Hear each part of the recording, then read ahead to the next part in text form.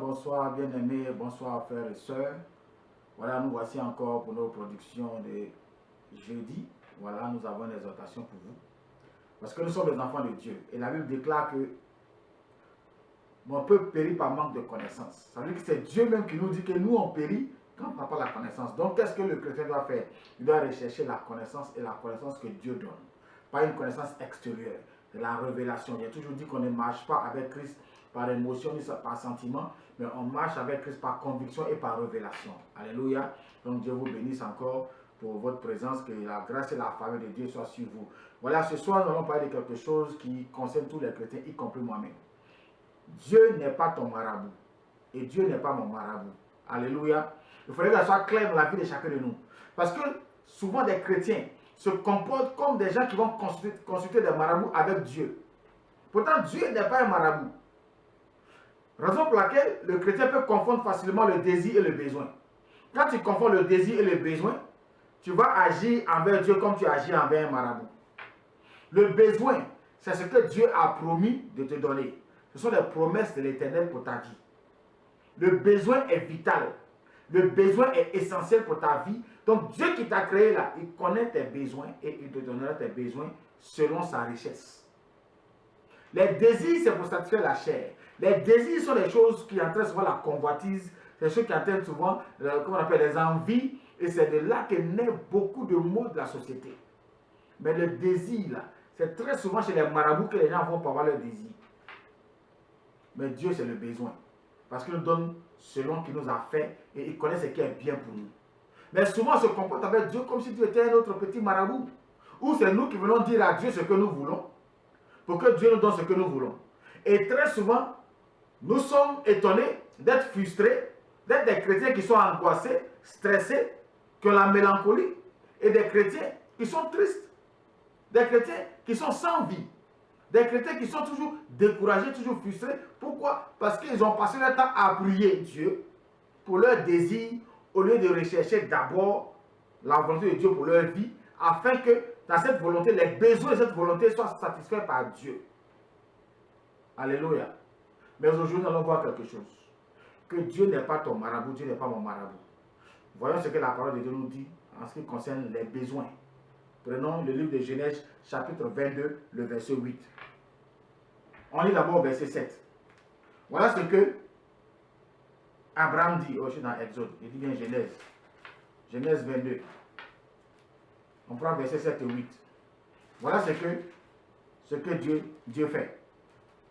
Verset 7. Alors Isaac, parlant à Abraham, son père, dit, mon père. Et il répondit, voici le feu et le bois.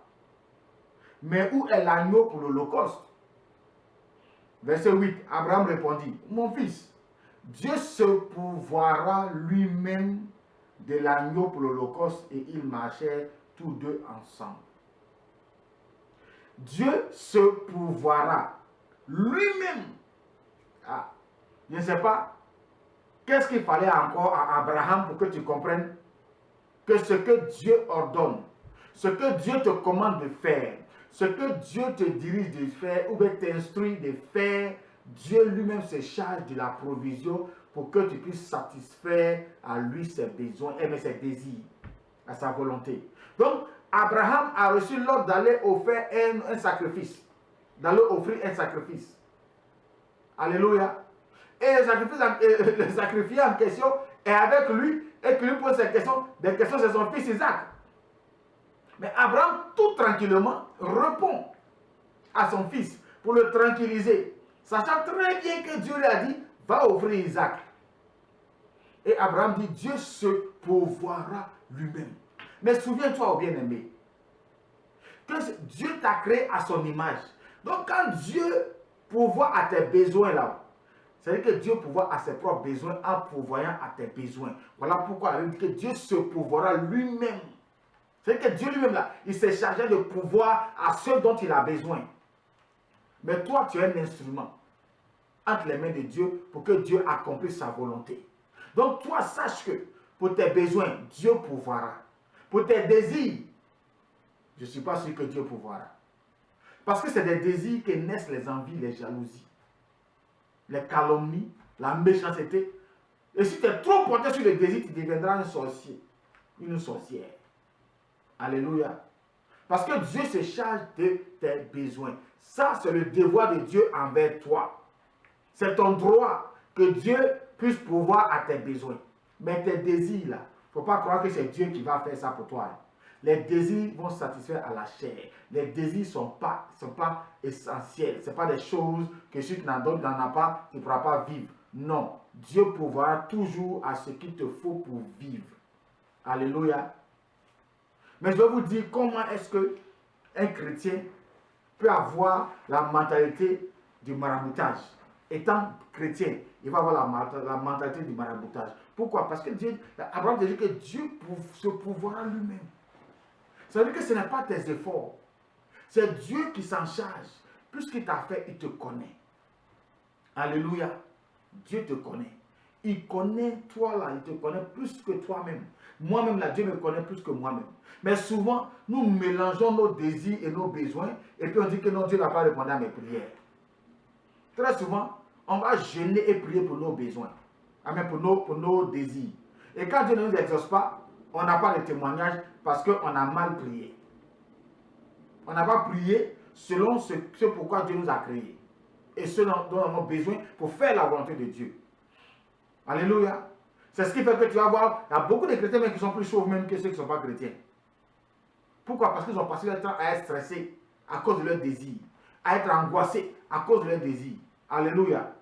Mais pour moi, là, je ne suis pas chaud parce que c'est l'affaire des désirs. C'est l'eau d'ici, là, de fois, ça fatigue les cheveux. Donc ça, c'est pas affaire de où il est stressé, où il y a c'est pas affaire de soucis. C'est l'eau qui prend me laver là. C'est l'eau de la diaspora là. C'est un peu bizarre.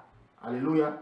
Mais il faut savoir que si tu veux avoir une vie chrétienne satisfaite, laisse Dieu satisfaire tes besoins. Amen. Nous allons lire encore un autre passage dans le livre de Matthieu, chapitre 6, verset 34. Prenons Matthieu, chapitre 6, verset 34.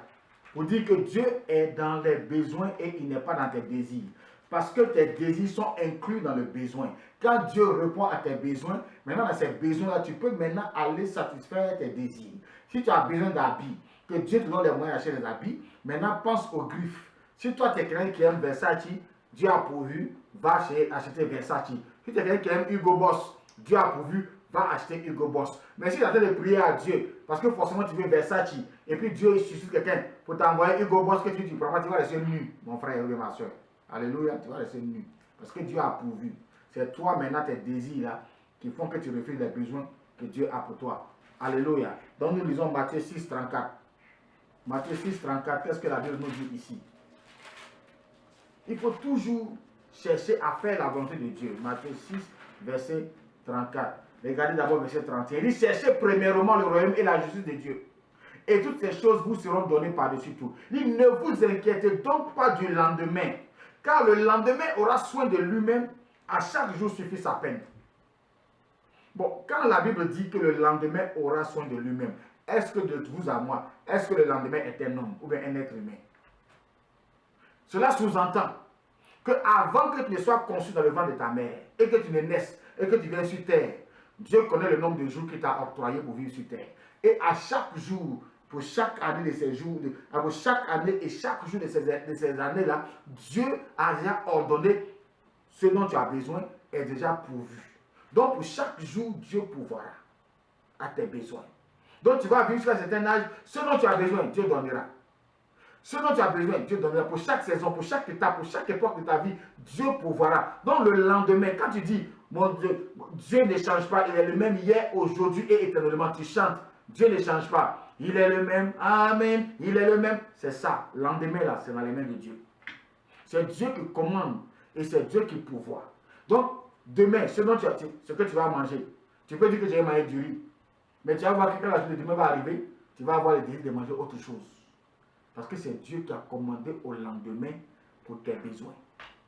Alléluia. Donc le lendemain, tu n'as pas à t'inquiéter. Dis, à chaque jour suffit sa peine. Aujourd'hui, là, Dieu t'a béni. Remercie Dieu. Quand il t'est levé, là, tu as dit, Seigneur, merci. Je te confie cette journée-là. Dieu a déjà ordonné ce qu'il faut pour toi.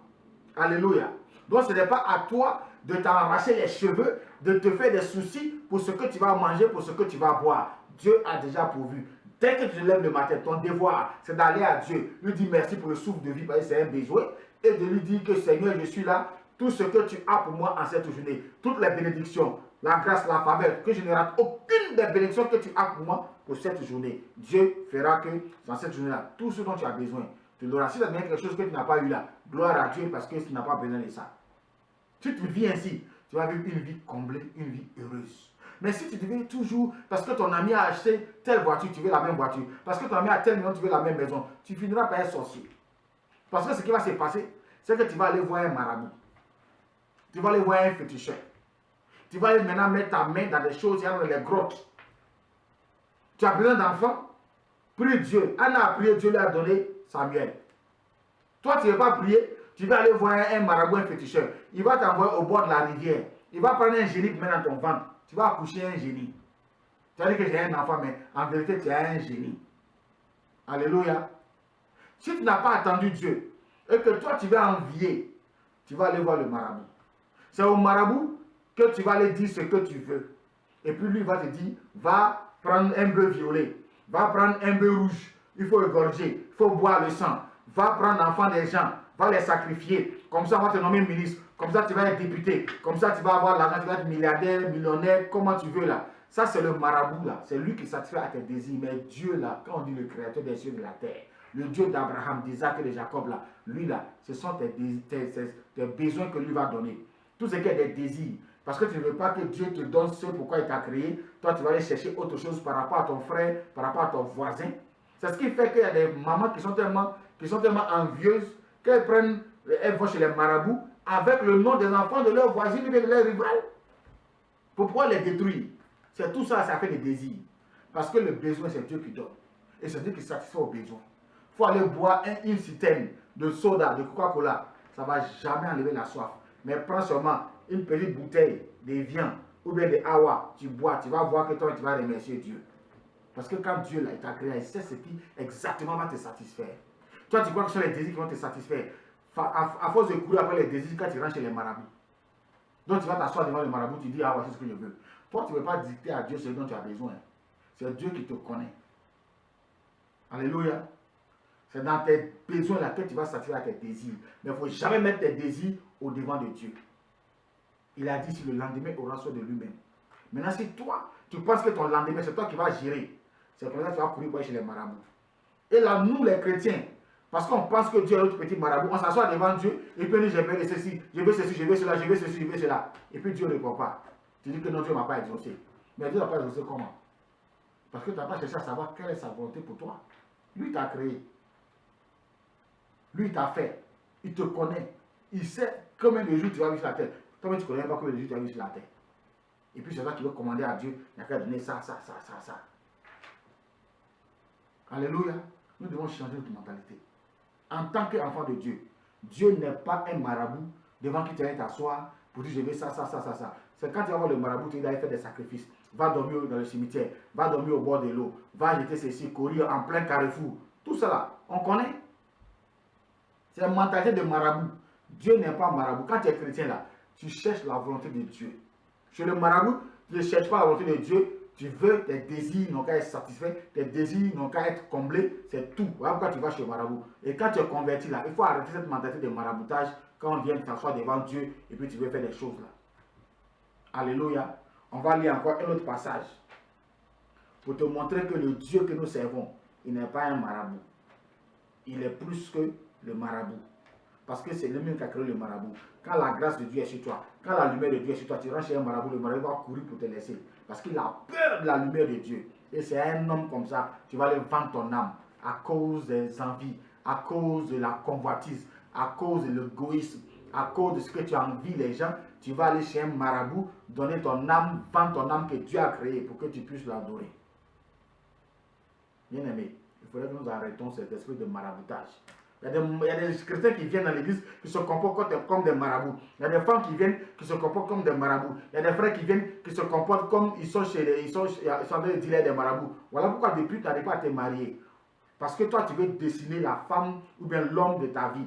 Dieu t'a créé, il connaît quel homme il a pour toi, il connaît quelle femme il a pour toi. Toi tu au lieu de chercher à savoir, Dieu fait venir la femme de ma destinée. Non. Toi tu veux dessiner la femme parfaite. Voilà pourquoi depuis tu n'es pas encore marié, parce que tu penses que Dieu est un marabout. Il va te montrer qu'il n'est pas marabout. Alléluia. Lisons dans Philippiens chapitre 4, verset 19 à 20.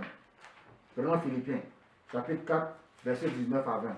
Vous allez voir que le Dieu que nous servons là, aussi longtemps que tu vas avoir ta mentalité de maraboutage dans la maison de Dieu, tu seras un chrétien déçu, un chrétien frustré. Jusqu'à toi-même, là, tu risques de rétrograder. Mais si tu laisses Dieu, tu adores Dieu et tu le laisses prendre les commandes, tu verras ce que Dieu va faire. Philippiens 4, 18 à 19. Voilà ce que la Bible dit. Disons 19. Il dit, et mon Dieu pourvoira à tous vos besoins selon sa richesse avec gloire en Jésus-Christ. Verset 20. À notre Dieu et Père soit la gloire au siècle des siècles. Amen. Dieu n'a pas changé. Tes besoins ne changeront jamais. Mais tes désirs peuvent changer et tes désirs ne vont jamais te satisfaire. Depuis que tu cours après tes désirs, là, tu as été une fois satisfait. Mais quand Dieu pourvoit tes besoins, toi-même, tu t'assois et tu glorifies Dieu. C'est quand Dieu pourvoit nos besoins qu'on rend témoignage. Hein. Il y a quelqu'un qui est venu rendre témoignage parce que tu as satisfait à ses désirs.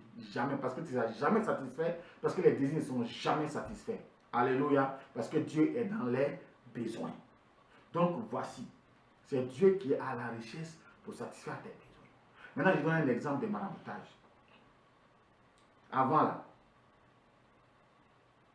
on fait un médicament. On met des parfums dans nos mains quand on va chercher femme dans les pendant les vacances là. On donne des parfums là, il faut mettre dans ta main. Il ne faut pas saluer quelqu'un d'autre, à part la fille que tu veux là. Donc quand tu vois ton ami, même ton propre camarade, venir, tu te caches. Pourquoi? Parce que tu n'es pas le saluer pour gâter ton médicament. Ton basse là, tu n'es pas gâté ça. Donc tu vois ton ami, tu te caches jusqu'à ce qu'il passe. Il t'appelle même, tu ne réponds pas. Il est derrière ta cour, il siffle. Pour t'appeler, votre code là, il siffle. Vous avez des codes, on avait des codes, on siffle. Et puis on sait c'est qui appelle. Mais là, tu ne réponds pas parce qu'il y a des mis de parfum dans ta main. Si tu as le salaire, c'est gâté. Ça, c'est un maraboutage. Ça, c'est fétichisme même. Ça, c'est envoûtement. Mais il y a des gens dans l'église qui continuent dans ça encore. Non? On a fait des cancres pour casser les bouteilles, casser les noix de coco. On a fait tout ça là. Premier jour, moi, j'allais faire cancre pour coup de tête là. Pour donner le coup de tête, pour casser coco, bouteille là. Quand on a fini avec les amis, même jour là, quand on partait manger, le repas que là c'est sauce graine. Alors qu'il ne fallait pas manger sauce graine le premier jour. Donc moi-même là, j'ai oublié de me faire des cancres là, j'ai mangé sauce graine. Pour moi, est gâté. Voyez-vous. Pourtant la protection, c'est Dieu qui donne. On avait fait cancre pour faire quoi? Pour têter les gens, ils vont brouter les herbes, c'est tout ça qu'on a fait. Ou tu tapes quelqu'un, il tombe, il commence à brouter herbe. Mais ça, ça n'a rien donné. Ça n'a jamais rien donné d'ailleurs. Ça, c'est du maraboutage. Voilà encore. Converti, chrétien converti. J'étais converti, nouveau chrétien. Quand tu es nouveau là, tu es zélé. Personne ne peut t'arrêter. Donc, dans le quartier, il y avait une fille que beaucoup de gens aimaient. Mais j'étais un peu proche de la fille. Donc, j'étais proche de la fille parce qu'on étudiait ensemble. Elle était forte dans les sciences, en mathématiques, physique. Moi, j'étais fort dans tout ce qui était littéraire. Non? On faisait les devoirs comme ça. Elle était au lycée technique de Cocody. Et moi, j'étais au lycée municipal de Koumassi. On habitait dans le même quartier, à Abidjan. Donc, on était des voisins. Donc, comme j'ai vu que beaucoup de gens étaient chauds sur la fille et que moi aussi, je la voulais, c'est en ce moment-là, moi, je vais faire un jeûne de 14 jours. Et dans le jeûne de 14 jours, c'était pour que Dieu m'accorde la grâce que moi, je puisse avoir la femme là par rapport aux autres. À la fille là, la jeune fille, par rapport aux autres. Donc, Dieu aussi, dans sa miséricorde, il m'a laissé jeûner très bien. Avec zèle, j'étais content quand je faisais le jeûne parce que je disais qu'à la fin du jeûne, j'allais avoir la fille là. Donc je fais mes 14 jours de jeûne très bien. Le dernier jour, je suis à genoux au bord du lit comme ça pour remercier Dieu parce qu'il m'a permis de faire 14 jours de jeûne. Puis j'entends un genre de bruit dans mon oreille. Genre, psst. Donc j'ai eu peur, je voulais me lever, mais je n'ai pas pu me lever. Puis je suis resté tranquille. Au moment où je voulais prier, j'entends une voix qui me dit, le salaire du péché, c'est la mort. Ah non, je regarde à gauche, à droite, je ne vois personne. Et comme la fenêtre était ouverte, je crois que c'était dehors là-bas. Alors que c'était Dieu qui me parlait. Dieu me parlait. C'est la première fois que Dieu m'a parlé de manière audible. Parce que Dieu me disait, me dit, Ce que tu es en train de me demander là, tu es en train de me demander ta propre mort. Parce que Dieu dit, le salaire du péché, c'est la mort. Donc, quand il a dit que le salaire du péché, c'est la mort, là, ça veut dire que ce pourquoi tu as jeûné pendant les 14 jours, là, en fait, tu veux me voir pour que tu meurs. C'est ce que tu es en train de faire. Parce que quand tu vas pécher, là, tu vas pécher contre toi-même. Et comme ce que tu veux faire, c'est du péché. Donc, moi, Dieu, je ne vais pas m'associer à ce que tu veux faire. Moi, je dis seulement que ce que tu es en train de faire, là, c'est la mort. Donc, moi, j'ai pris Dieu comme mon marabout. C'est moi qui vais jeûner pour que Dieu me donne ce que moi je veux. Voyez-vous?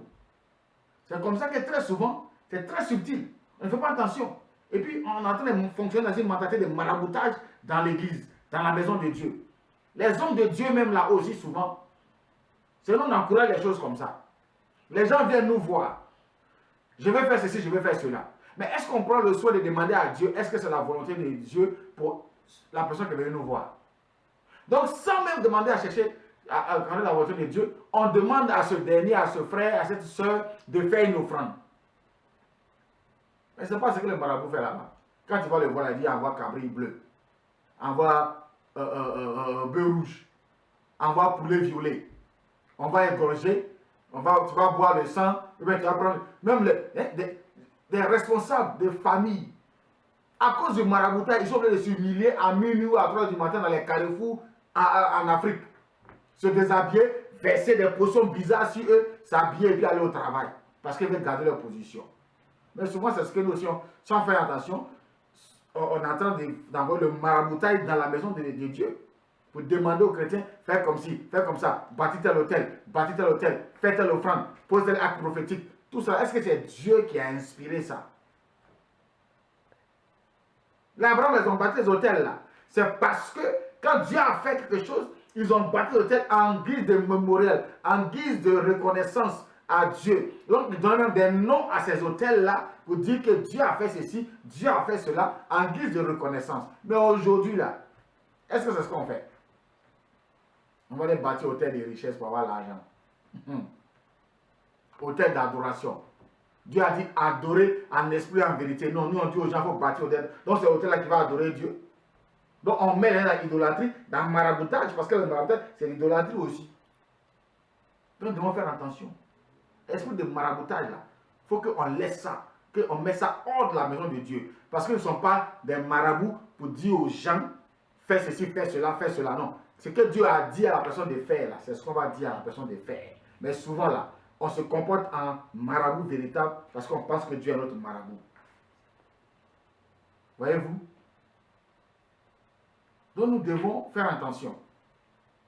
Nous devons faire attention. Il ne faut pas qu'on prenne beaucoup de détours, on contourne ici, on contourne là, on fait des tours, on fait tout ce qui est là comme magouille, micmac. On fait des choses, souvent même c'est nous-mêmes qui mélangeons les chrétiens. Est-ce que ce qu'on dit aux chrétiens de faire, est-ce que c'est ce que Dieu nous a demandé comme recommandation pour eux?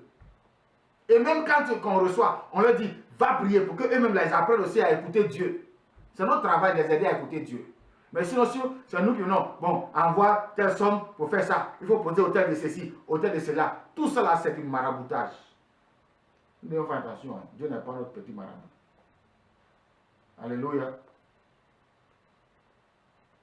Alléluia. Nous devons faire attention. Dieu n'est pas notre petit marabout. Alléluia. Et regardons dans ce que la Bible dit dans Hébreux, chapitre 4, verset 16. Regardez ce que la Bible dit. Nous allons lire. Approchons-nous donc avec assurance du trône de la grâce afin d'obtenir miséricorde et de trouver grâce pour être secouru dans nos besoins. Donc Dieu là, il est dans les besoins. Dieu n'est pas dans les désirs. Dieu est dans ce qui est essentiel pour ta vie. Ce qui est non essentiel là, c'est toi, même si Dieu t'a béni dans tes besoins là, il faut gérer tes non essentiels.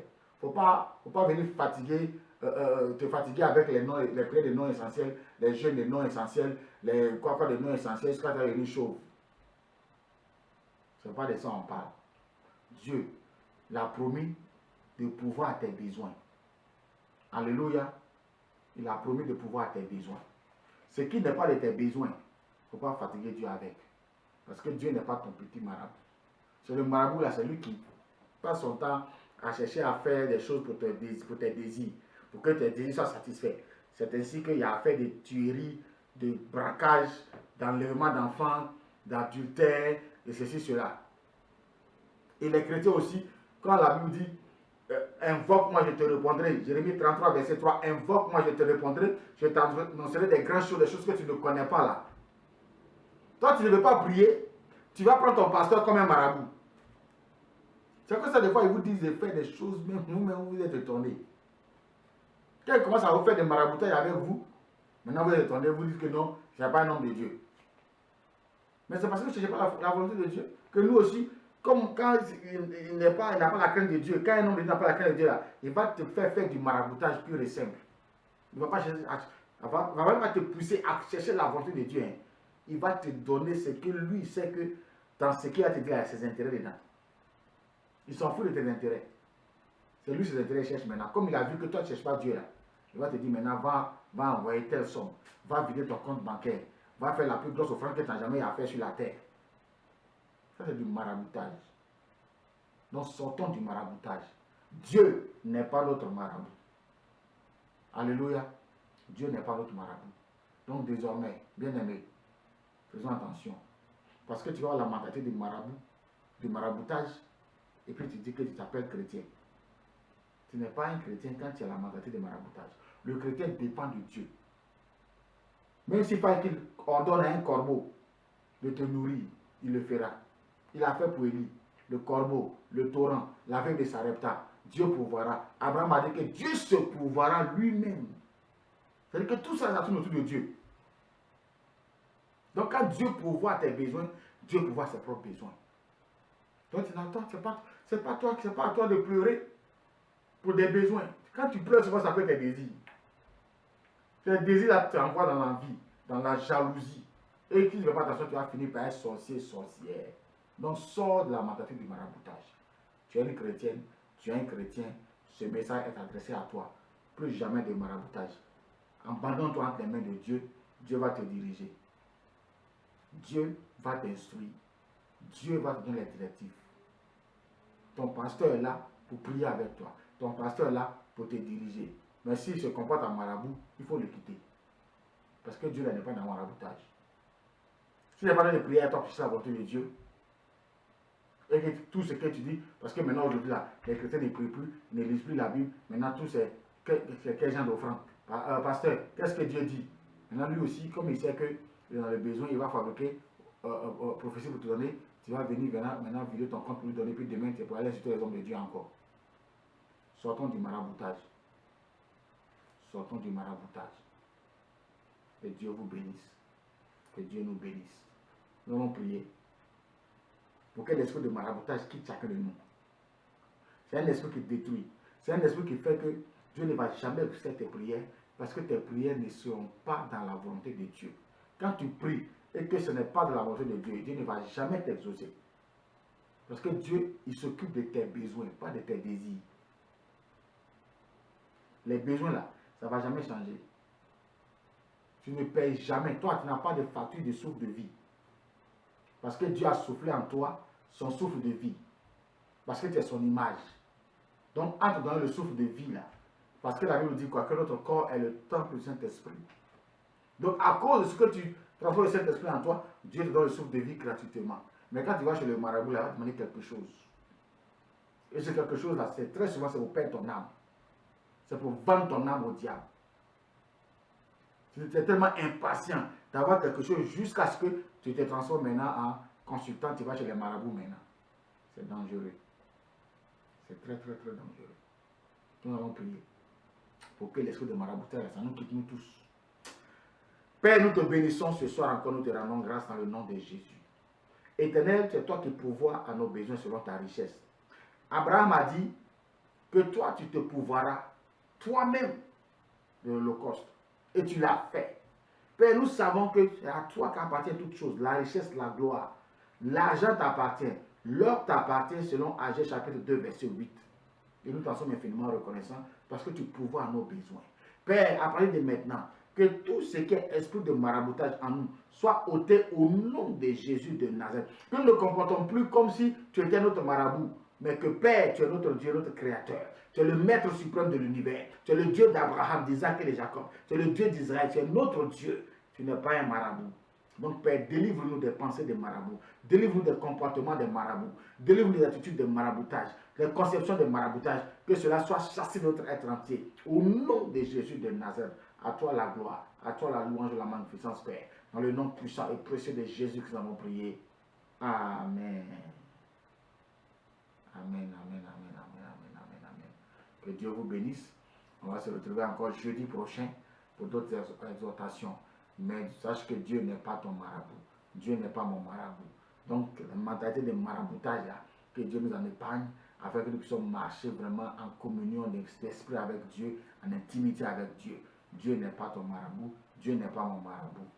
Shalom, que Dieu te bénisse.